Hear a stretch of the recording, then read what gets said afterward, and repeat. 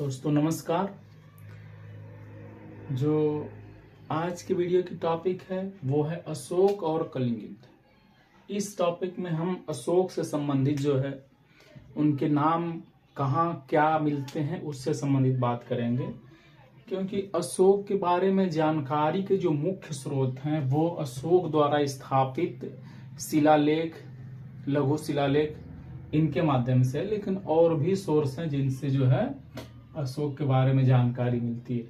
जो अशोक के शिलालेख हैं, अशोक के शिलालेख हैं, उसमें अशोक को देवानम पिय या देवानम पियदसी कहा गया है, जिसका अर्थ होता है देवताओं का प्यारा। क्या कहा गया है? देवानम पी या देवानम पियदसी।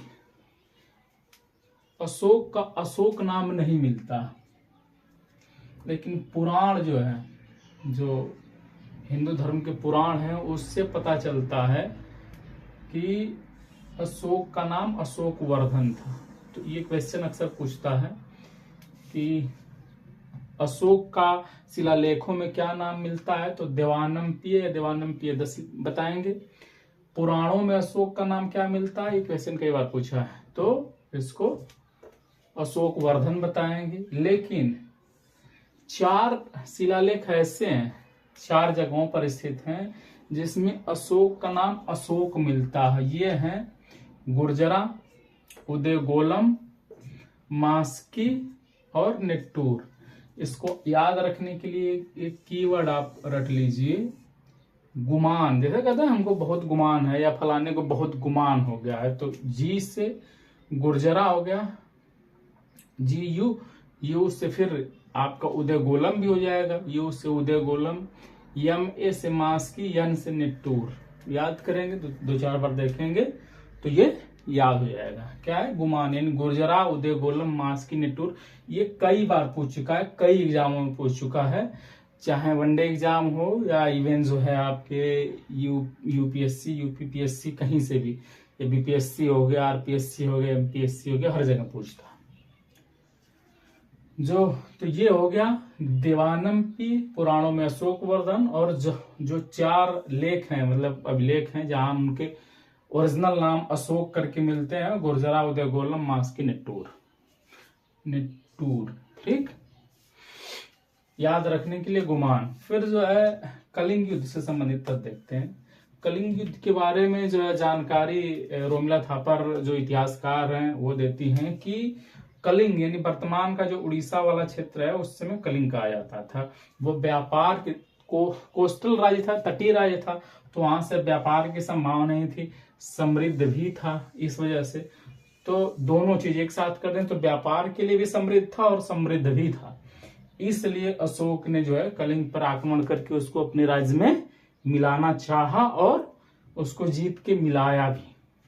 ये कब किया, ये पता भी चलता हम लोगों को 13वें शिलालेख से। जो अशोक का 13वां शिलालेख है, अभिलेख है, उससे पता चलता है कि 261 ईसा पूर्व में, 261 ईसा पूर्व में अपने